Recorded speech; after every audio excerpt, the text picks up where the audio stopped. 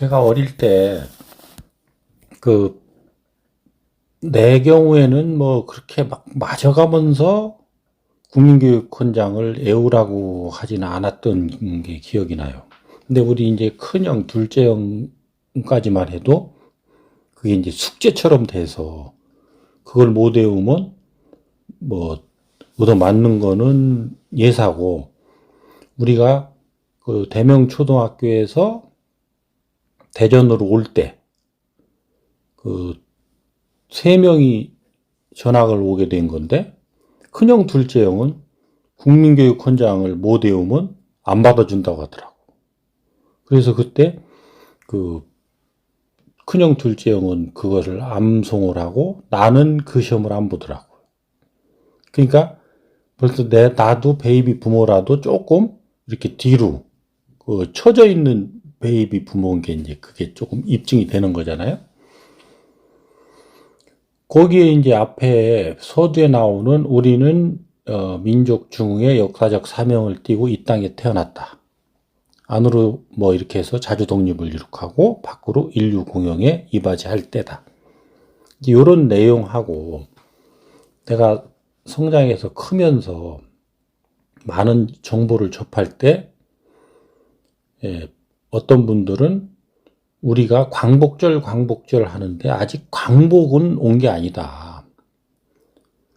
식민지 상태에서 독립을 이루었는지는 모르지만, 그리고 그 독립도 우리가 자력으로 그게 된 것이 아니고 인류 사회의 어떤 역학관계 속에서 독립을 이룬 독립국가일 뿐이지, 광복의 개념은 그 개념이 아니다. 광복은 우리 스스로 이 주체적 그런 삶을 영위할 수 있는 이런 것들이 형성돼서 인류 사회에 속박받지 않는 이런 상태가 됐을 때 비로소 광복이라 할 수 있는데, 우리는 여러 가지 현상 속에서 봤을 때 이 광복이라고 할 수는 없다. 그래서 선조들한테 부끄러운 줄을 알고 우리는 우리들이 해야 할 역할들을 찾는 노력을 해야 된다. 이런 것들도 본 적이 있거든요. 그래서 나도 그렇다고 그런다면 자주 독립을 이룩해야 된다라고 하는 이 부분, 그 다음에 인류 공영에 이바지해야 된다라는 것, 그 다음에 진정한 광복, 이런 것들은 어떤 것일까? 이런 것들을 이제 꾸준히 의문을 가지고 살아왔죠. 그리고 나 개인적으로는 도대체 나는 누구고 왜 살고 어떻게 살아야 되는가라고 하는, 사실은 이 문제와 그 문제가 하나로 맞물려서 풀려야 된다는 것도 이제 최근 정법 강의를 들으면서 내가 이제 깨닫게 된 거죠. 그래서 그것을 스승님께서는 우리들이 생산해내는 모순 없는 법체, 그리고 그 법체가 대한민국에서 모종으로 놓아져서 여기서 모판이 형성됐다고 한다면 그것을 인류 사회에 이렇게 전파를 해서 인류 사회가 모순이 없이 상생, 번영할 수 있도록 하는, 이제 이러한 것들이 안으로 자주 독립을 이룩해서 밖으로 그것을 널리 전해서 인류가 공동 번영의 그리고 평화의 길로 가는 이런 주도적 역할을 해야 되는 것이 우리 대한민국의 베이비 부모의 삶의 근본이다. 이런 이제 가르침을 들으면서 그동안에 가졌던 그런 이제 어떻게 하면 이런 문제들을 해결하고 이것의 진정한 의미는 무엇일까라고 하는 부분들이 해소가 된 거죠. 그리고 더불어서 나는 누구냐? 나는 자연이 공안하게 스스로 있을 때는 대자연의 원소로서 대자연을 운용하던 운용자고, 그것이 이제 어떤 원인이 됐든 3, 4차원이 분리가 돼서 유한우주와 무한우주가 형성되는 이런 상태에서 처하게 되고, 이 상태에서 나는 인간이라고 하는 육신의 차고들은 인신으로 변화됐다가 또 인신을 벗고 나면 영혼신으로 가는 이런 윤회의 과정을 통해서 다시 본래 상태인 우주로 원시 반본 회귀해야 되는 이런 운명을 가진 존재다 라고 하는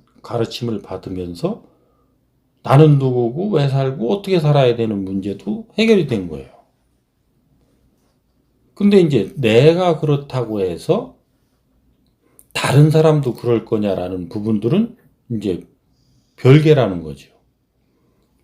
그래서 사람들이 나한테 묻는다든지 도움을 청한다고 그런다면 나는 그러한 내가 알고 이해한 부분들을 필요하면 설명을 해주고, 또 어떻게 필요하면 또 정법 강의를 사람들한테 듣도록 그것을 추천해주고, 이렇게 해보는 거죠.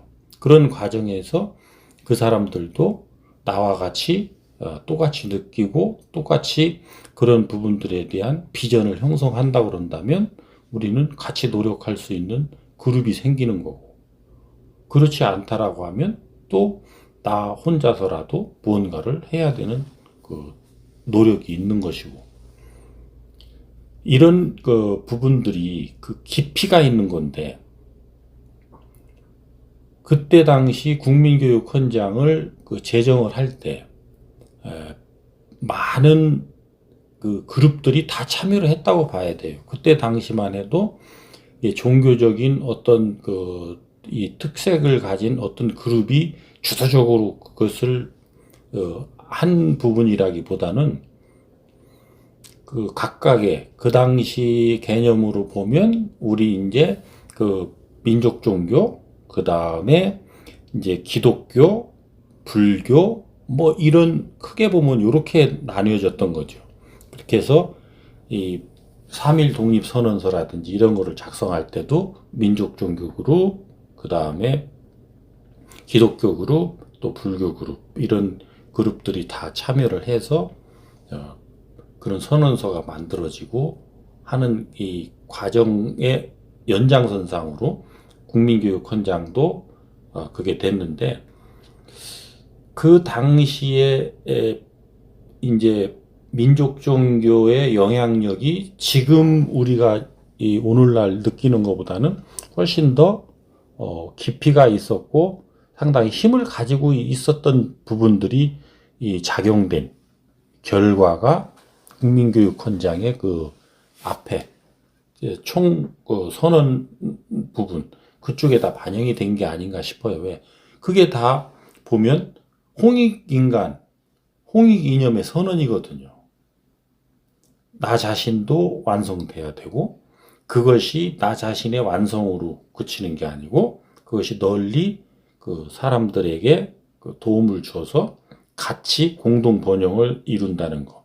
그러니까 불교에서 치면 나 혼자 깨달음을 얻고 그걸 하는 것은 이제 소승 단계라고 그런다면, 그것이 널리 전파돼서 모든 사람들이 평화롭고 번영된 이런 삶을 꿈꾸는 이런 것들은 대승의 정신들이거든요.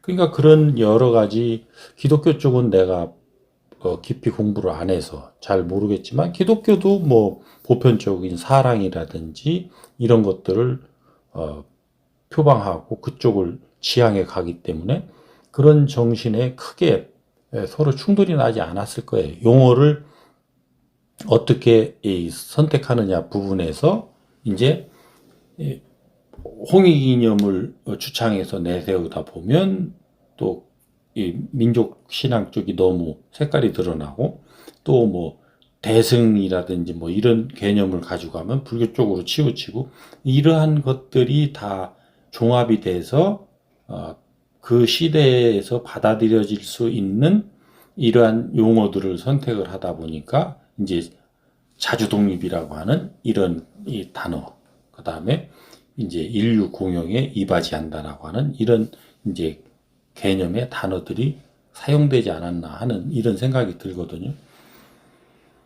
그 당시에 이제 그런 깊이 있는 것들을 풀어줄 수 있는 사람들이 없으니까 지금 이 시기에 우리는 그것을 어떤 개념으로 어떻게 그 해석해 나가고 개념을 정의해 나갔을 때 그 국민교육헌장이 앞으로도 살아서 움직일 거냐라고 하는 부분인 거죠.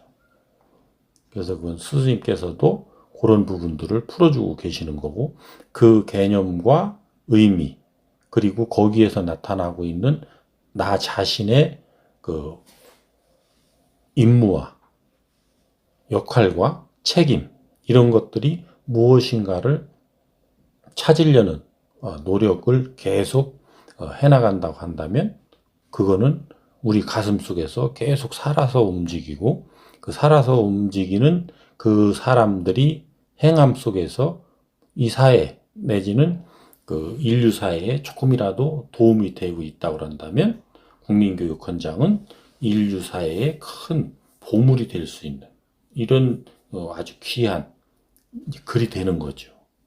그래서 우리 이 앞선 그 선조들이라든지 선배들이 만들어 놨던 이런 것들을 함부로 비하하고 폄하하고 내팽개칠 것이 아니고, 거기에서 이 시대에 맞지 않는 것들은 이제 뒤로 물러놓고 걸음으로 쓰고, 그리고 앞으로도 그것이 그 쓰일 수 있는 것들은 잘 그 다듬어서 앞으로 사람들이 잘 쓸 수 있게끔 정비해주고, 그거에 대한 개념들을 명확하게 해주고, 그리고 그런 개념들이 실현될 수 있도록 하는 어떤 그 모델들을 형성해 가서 새롭게 패러다임을 일으키고 그것을 적용해 보고, 그리고 거기에서 성공적 케이스가 난다고 그런다면 그 케이스들을 인류 사회에 접목시켜서 나가보고자 하는 이러한 그 노력들을 지금 해야 될 때가 아닌가. 그래서 시기적으로 그걸 국민교육헌장을 다시 한번 상기하고 이렇게 느껴보는 것은 아주 중요하고도 기묘한 일이다. 이렇게 생각을 합니다.